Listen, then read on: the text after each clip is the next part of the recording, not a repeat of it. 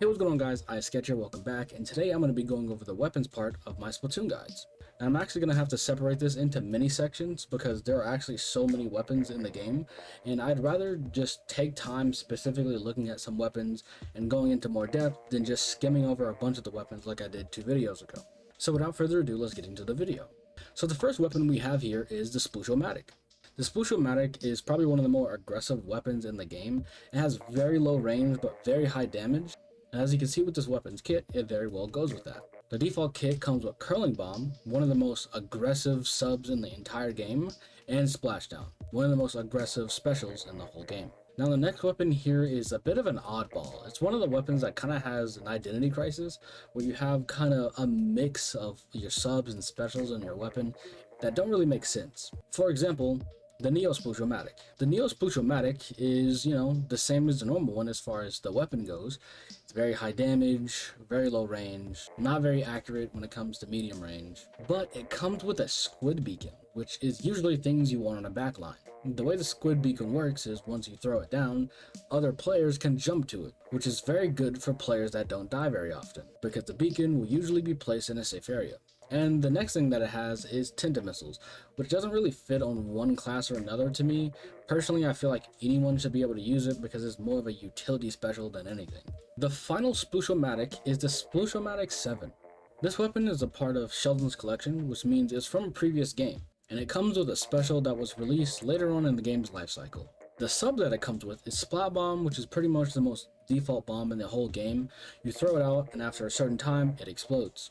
But the Ultra Shrimp is one of the newer specials in the game, and it has a lot of different things that you can do with it. The first thing is that when you just use it by holding the right trigger, the same as your shooting button, you kind of just hit the ground with the hammer and keep going forward, and it's kind of hard to turn. The handling isn't that great, but the real specialty of this is that you can throw it if you hit the grenade button. This special also has some invincibility in the front, which gives it some counterplay if you hit it in the back. The next weapon up is the Splattershot Jr. This is the weapon you actually start the game with. It's the default weapon, and they make it very apparent that this is the default weapon because it's probably one of the more easier weapons to use in the game. The entire purpose of this weapon is just to ink as much as it possibly can. It's not really that good at range or killing or anything like that. It's really just good at inking. This weapon also, out of any other weapon in the game, has an actual bigger ink tank. You can see that on the models. As you can see here, this ink tank is much bigger than any other ink tank you'll see in the game, and no other weapon actually has this. And a basic special in ink armor. The Custom Junior is the same case, it just comes with Auto Bomb, which is a bomb that kind of tracks you, and Ink Storm, which is kind of just rain that kind of goes over a certain path that you send it at. Next up is the Kinza Splattershot Jr., which is the same as the other versions, except for it has a way cooler design in my opinion. The Torpedo Bomb, or the Torpedo, is actually one of the better subs in the game because it just tracks people and then it explodes twice. It's a really good sub. And for a special, it has actually one of my favorite, which is Bubble Blower, which it throws out 3 bubbles and they can protect you. You can shoot them to explode them and deal big damage, stuff like that. Next up is pretty much the opposite of the Sploosh-O-Matic, and that is the Splash-O-Matic.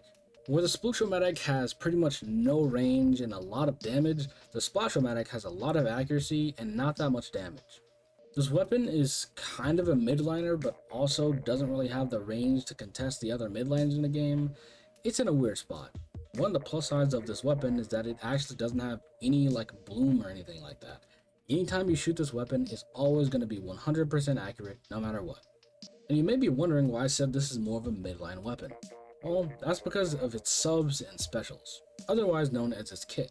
The kit on this weapon is very much common in midline weapons that can't really stay too up close or really too far back.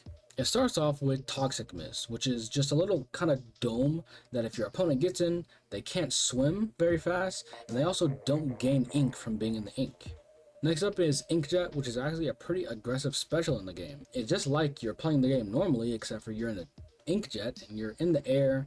You shoot these kind of rockets out and you can be shot down, but you can also go in ink to hide, and you can jump with it a little to get a little boost in height. Next up is the Neo Splash-O-Matic. This is personally my favorite of the variants, and that's because it has Burst Bombs. Burst Bombs are pretty much the most aggressive bomb you can put on a weapon. The moment you throw it out, as soon as it hits anything, the floor, the ceiling, a player, they explode.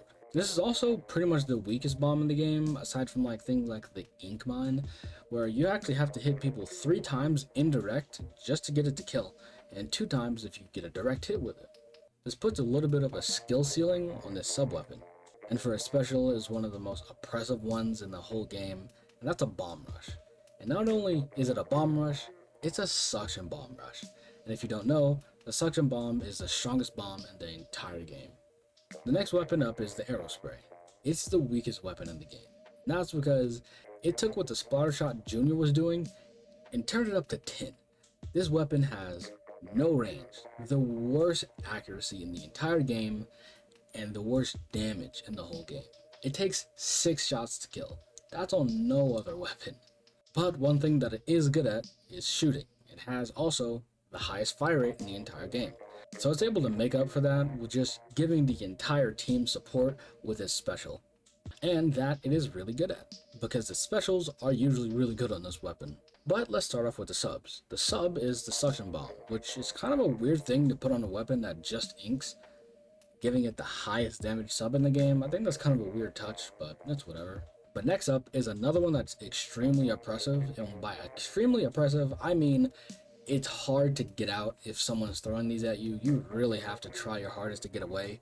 The curling bomb launcher.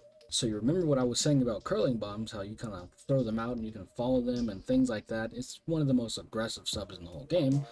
But then they put it on a launcher, meaning you can throw out a lot of them in very quick succession without any restraints to your ink or anything like that. You can just throw them all the time, and it's very hard to get away from. Next up is the gold arrow spray, or the arrow spray RG. It comes with a sprinkler, which is kind of a weird sub to put on this, but it also makes a lot of sense. It just makes a weapon better at what it does. And the weird thing about this is that it has baller, which is a really weird thing to put on a weapon that isn't supposed to play aggressive. This is supposed to be one of the most passive, short-range weapons in the whole game. That's because it can't really do much in any fights. It's really bad at fighting. And that's not to say that this weapon can't kill, because it can. You'll just have to work a lot harder than your opponent if you try. So yeah, these videos are starting to get pretty long. I don't want all these videos to be part 2s and stuff. The thing is, the shooter's just a very big class of weapons. It's not really gonna ever be like this again, as far as I'm aware, in the weapons. I'm also gonna start upgrading the videos just a little bit. I was just now in editing and realized that the video was too long, and with that, I realized that I also need to make the videos more easier to watch, because just listening to me talk about just random stuff in Splatoon, trying to teach you guys the game, first off, I'm not really teaching in the right order. I'm telling you guys about the weapons, but I'm explaining the weapons in a way that you wouldn't understand quite yet. So, what I'm going to do is I'm going to finish off the weapons, and then I'm going to go into more of like the insides of what I'm talking about, like in competitive Splatoon, and what's good and what's bad in an actual game. Also need to talk about the different parts of Splatoon, being the competitive and the casual side, but I'm gonna have to do that after I get done doing the weapons. But that's gonna take a little bit of time because there's a lot of weapons. So yeah, I might double upload this week, just to get it out, because I realized now that I'm teaching this in the wrong way, or in the wrong order. So I'm gonna get this uploaded just to keep, everything in order in my playlist.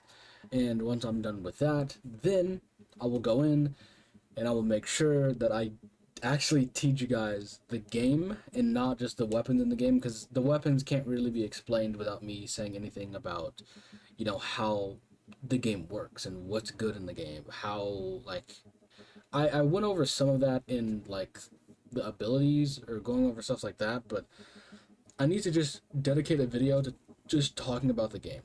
But yeah, this is the end of part 1 of the shooters. I'm tired of making part 2s, man. The video just ends abruptly. It doesn't need to be like that. But the next video will be the last video that I'm going to be doing without music in the background. I do want to have music in the background. So next week's video, or maybe another video that I'm uploading in the middle of the week, that's going to be the last video that's going to have just Splatoon music in it, because that's not interesting to like watch if that's the only thing that's going on. But yeah, with that being said, leave a comment on anything you want to see like different. I don't know, like what are some things you'd like to see on the channel? Because I'm open to suggestions. And so yeah, with that being said, make sure to like, comment, and subscribe. I'm gonna see you guys in the next one. Peace.